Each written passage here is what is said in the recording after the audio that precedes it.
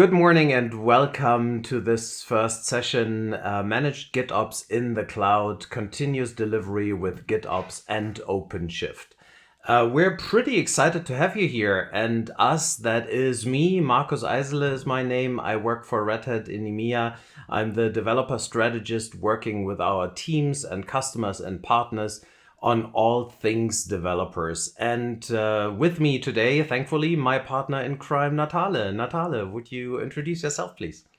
Sure, Marcus, my pleasure. Hello, everyone. My name is Natale Vinto. I'm a developer advocate here in Red Hat, being part of a team of global developer advocates. And I'm very happy to be with you today, Marcus, to talk about how GitOps can help DevOps and implementing agile processes in modern companies. Yeah, wonderful. And you know what? Let's jump right into it. So, your journey today will be three steps. You'll understand a little bit about what we're talking. You'll see an extensive and amazing demo in the middle, and we'll feed you with a little bit more information and links and further literature, so you have a fair chance to follow up on everything we've been talking about today. Let me start at the very beginning. So the question is, why are we even talking about this topic, and why are we talking about different ways to develop software? Why are we talking about cloud native development?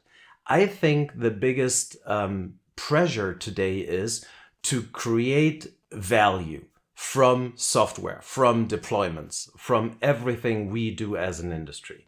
And our ability to create value and the speed with which we can deliver applications is kind of becoming the most important part.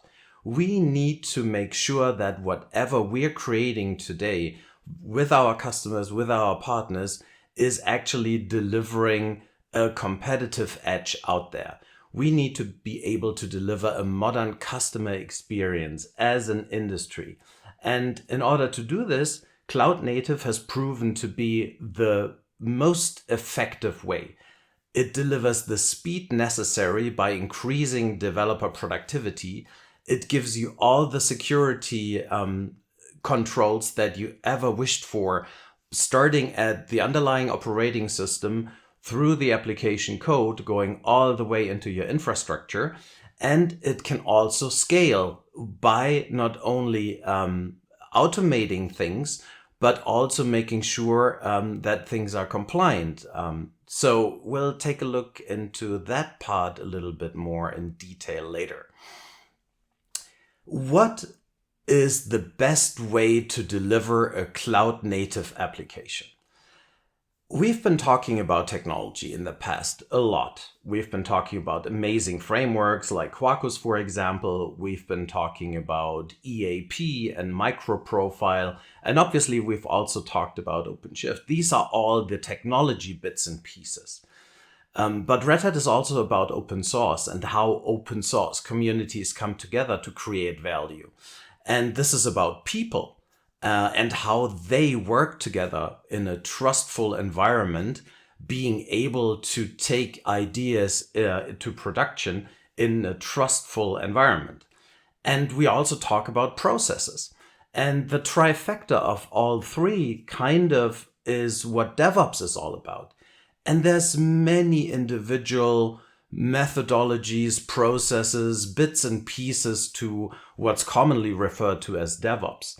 But we came a long way. Like, this has not been invented from scratch, right? We started back in the days with iterative software development, trying to create a software factory, inventing continuous integration, inventing continuous deployment.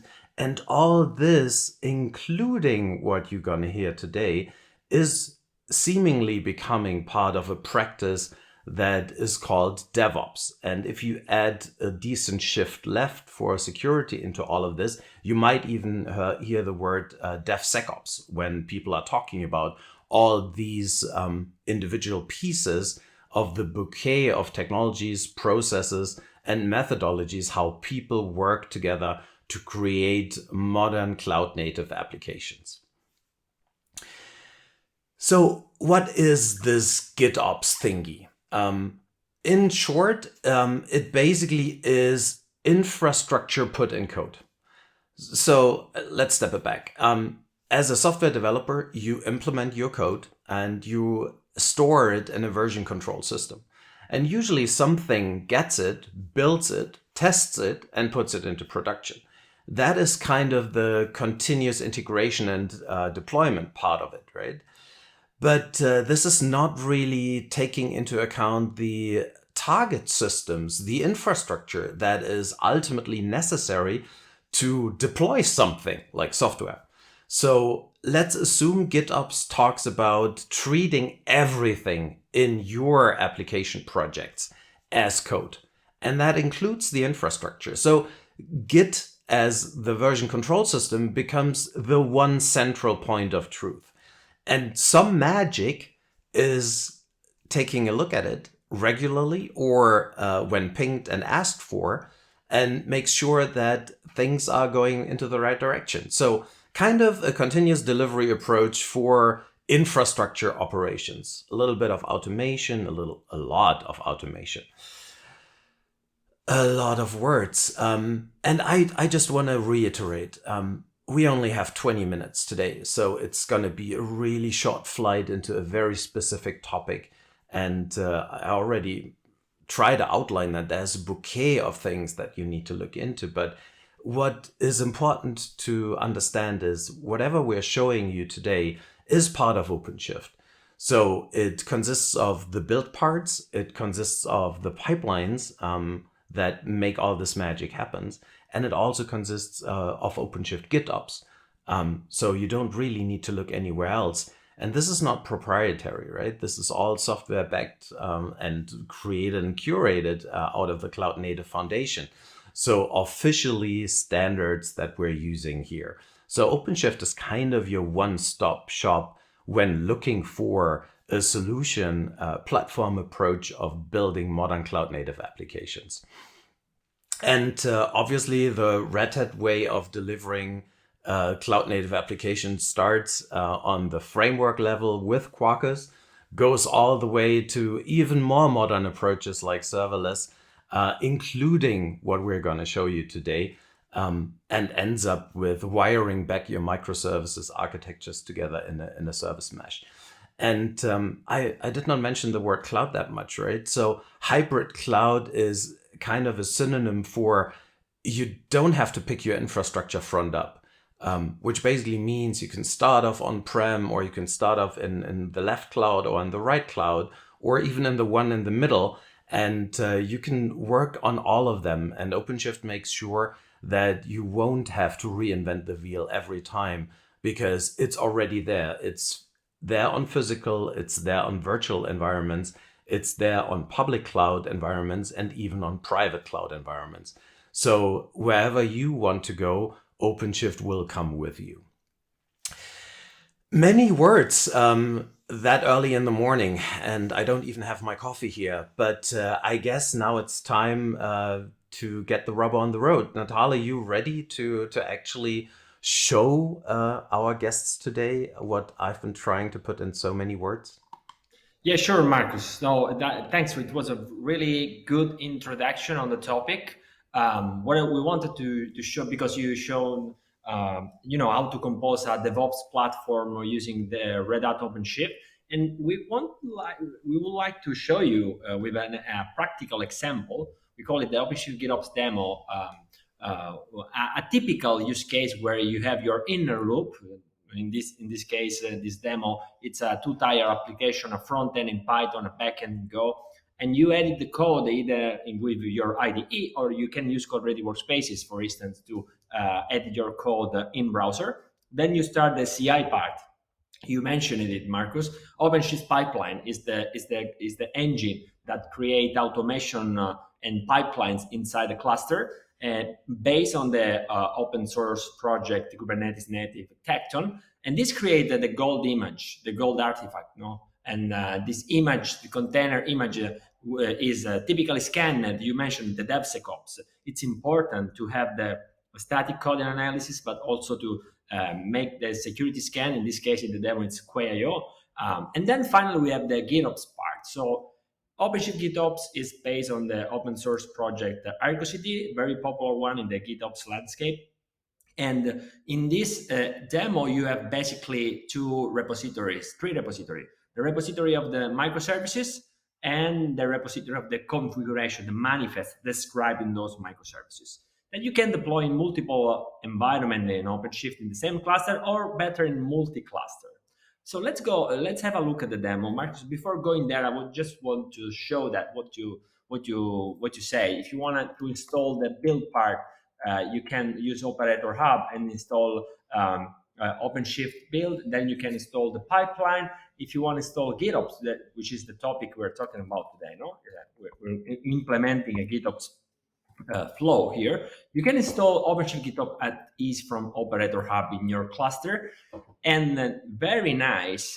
This will bring you with an integrated authentication. So the same OpenShift user that access the cluster mapping in. For this demo, we're mapping the developer of this GitHub organization into the cluster. So those developer can access services like the ArgoCD dashboard using the same credentials. So the same group can be Active Directory, LDAP, GitHub in this case, single sign-on. And you have your project here. So for this example, we have a dev environment and a prod environment. Let's have a look at it real quick, so we understand what we're talking about here. So we say that we have the pipeline part. So we have our source code, but then we have our pipeline part. The source code, following along with the demo over here, is mentioned also here. You have a UI in Python and a backend in Go. So you have your source code, and the pipeline is going to start from that source code. Now, we implemented here a CI project just to have it's kind of a CI environment, no? And the pipeline are described over here. So you can either start the pipeline from the OpenShift UI. So starting a pipeline means just filling the data like the Git repository, the manifest repository, some storage if you want to give some storage to the pipeline, and some credential. This pipeline is using GitHub Access, is storing the container image to Quay.io. And just to show you that starting a pipeline is really easy. It can be done manually, but also automatically with a webhook. And most of the cases are in this way. In order to do that, you can do with your favorite IDE, or you can use an in-browser IDE called Code Ready Workspaces. In this case, we have our front-end application.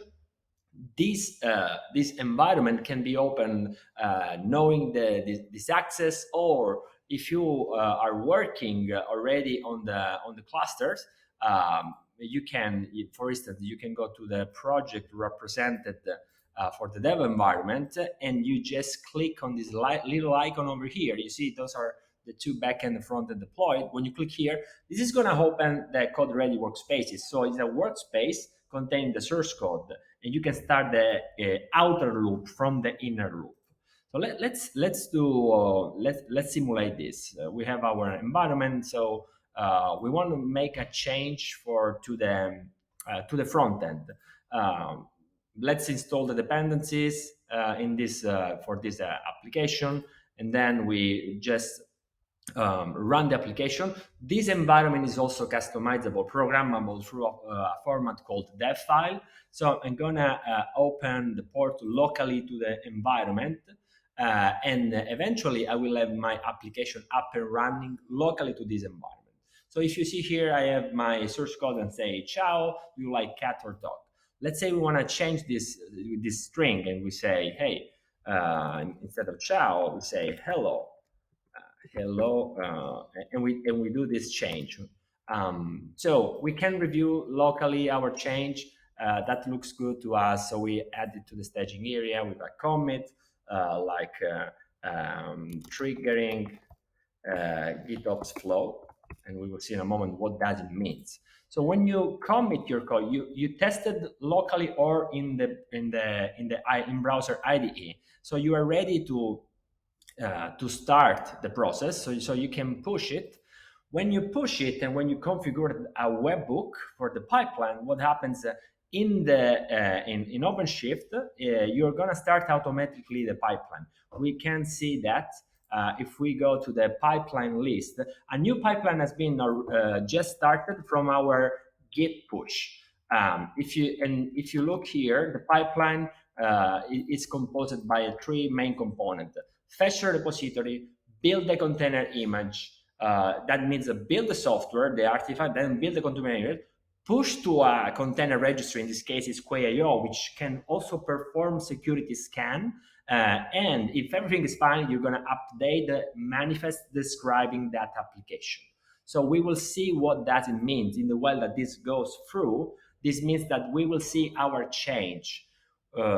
Who's going to deploy our change? Now, ArgoCD is the software implementing the GitOps part. So ArgoCD is checking the source code of the manifest, and through a mechanism, in this case, we're using customized, for instance, to differentiate between the dev environment and the prod environment. So it's the same; those are the same manifest with some slight change in this case. So ArgoCD is gonna monitor this part. When the pipeline is ready, we will see that in action. In the while, let's go to the project representing the dev environment. What ArgoCD will do is deploying the application over here. If we click here, we still see the old string, but when the pipeline finished his job, we can see that our change are here. And again, you can start again the inner loop, or you can monitor your application in ArgoCD. And let me show you also, this is important, the source code of the manifest. So the Kubernetes, this is the repository of GitOps or ArgoCD. We're using here the definition for ArgoCD. If you see, we have this definition that this YAML file can be defined manually, or you can just use the Argo dashboard or the Argo CLI to define your application GitOps controller. As you see here from the source code, we're relying on this repository. We're going into this path. Going into the path means that we're using, in this case, customize. In fact, we are differentiating in this example the environment through branches. So the main is production, the develop is a dev environment. Going into this file, it's just a customization file that will be updated by the pipeline. So the pipeline is gonna update here the new container image hash representing our change. And this is how it's connected the CI word to the CD and anti-CD word with GitOps. So this is basically the flow. We can come back to the the project to see if our settings are already up and running, or if it's taking a little bit more time. Let's have a look quickly. But if you see from the OpenShift web console, everything is integrated. You have the pipeline, you have the project. Now here, say the pipeline just push the container image from the dashboard of ArgoCD. We can refresh the dashboard and check if there's any change.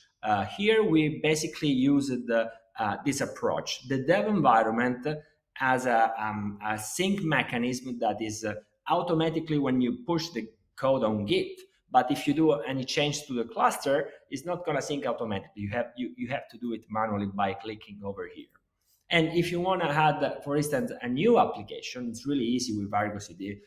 You just add the application from the UI, you put the name, and the source code destination, the path if you're using customized or if you're using Elm. So it's really easy to bootstrap a GitOps application. So when the container image is there up and running, the application will be rolled out. So what we will see now, we should see in the dev environment, is that we have our application up to date. So in fact, if you see, this is our string that we just changed. It's hello, it was ciao. So we can select here if we like more cat or dog, just an example for this application. So that was the dev environment. What about a production environment? The same thing. I'm gonna create an Argo app for prod. In this example, I'm just using a main. I'm differentiating through branches. But here's another thing that you can use when using GitOps controlled application. So you can basically say, okay, in a dev environment, I want the developer to be able to do their change on the class. Like if you remember with Git, as Marcus said, everything is a Git workflow. If you do a change on the cluster, which is not in Git, you may be allowed to do that. But according to ArgoCD and GitOps, you are not following it, the approach. So in fact, ArgoCD here say, hey, this is out of sync. Because our sync policy here was self-healing policy, was not automatic. So if we want to roll back the change, we have to synchronize it manually. But if we come back to the production application, let's say this is the production application, and we do the same stuff like before, we try to do any changes to the application in production, which is not a good thing, as you know, no? Here we have, for instance, in production, we want high availability. So there was, in the manifest, we had 2 replica. Let's say I want to scale it back to 1. Well, as you see, I'm not allowed to do that. ArgoCD will immediately reconciliate what you declared on the cluster, on the Git repository. In fact, here we get back to the 2 replicas as we declared in Git. So how to do our change? Every change need to be done as a Git workflow. So if we want to remove the high availability for our production environment, we have to do that in the GitOps way. GitOps way means we have to modify the manifest describing the application. And let's do it. So we have the chance to also look on how we can do this change. So modifying the manifest means, hey, I don't want 2 replica anymore here. I just want 1 replica. So let's do it the GitOps way.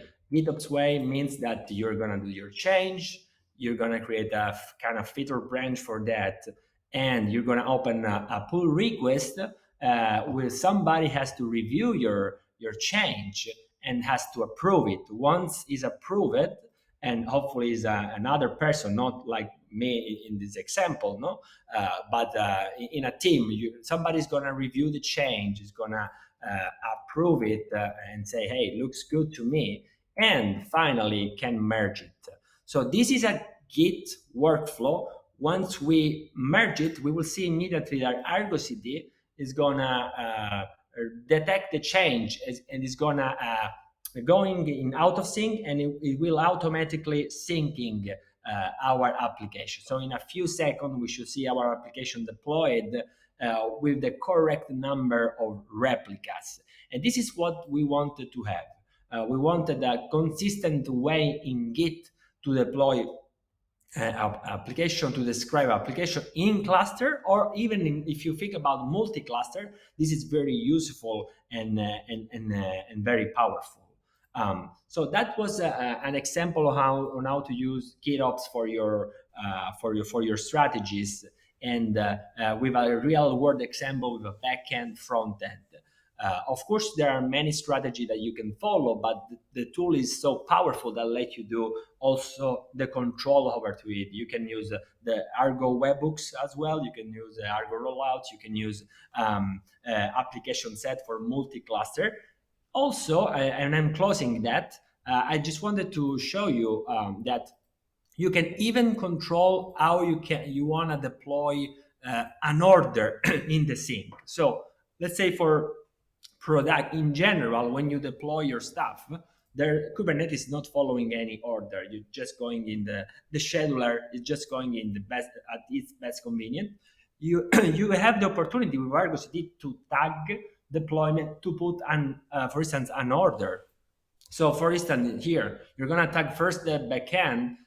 You wanna deploy first the backend, then the front end. If you think about databases, we want to deploy first the database. So we're gonna tag it with a sync wave, with a with a smaller number, and then you take benefit of ArgoCD hooks, kind of a pressing hooks where we can run our database migration, maybe with a tool like Flyway, and then we can finally deploy our stuff. So ArgoCD and OpenShift GitOps is also very powerful to have a granular control of the flow. When you use ArgoCD and OpenShift GitOps, it has the mapping with the OpenShift Airback, and thanks to the OpenShift OAuth2 integration. So you have a full control in a single place. You have the full control on many flow, and you can map and you can assign rules and permission in a really granular way for your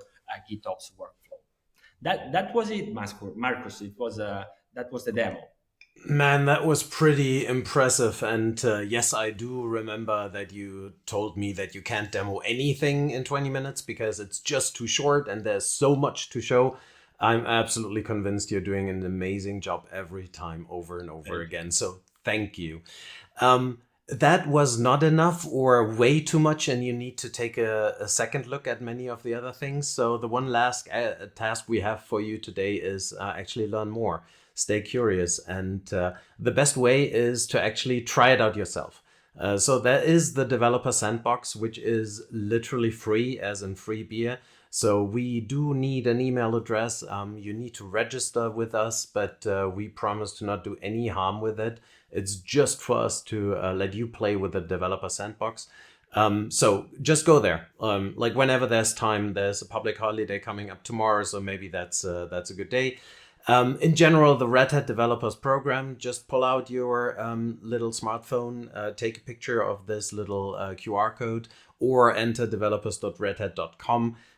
Register. There's articles, there's books, speaking of books, there are a lot of free ebooks. So it's all PDFs you could like literally download and read wherever you're traveling or sitting at home or relaxing. And one book is also there that is very close to our hearts.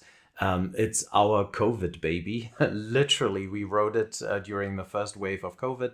And it is about modernizing enterprise Java. So if you're sitting on a heritage of existing Java applications and you're thinking about bringing them into the new world, want to learn everything like with an example and all the management stuff on top, that is your read. Absolutely go get it. We'd be absolutely delighted to also get your feedback. So with that, thank you so much for having spent your time with us today. And enjoy the coming sessions. There are plenty more today, and we hope to see you soon somewhere. Bye-bye. Thank you. Bye.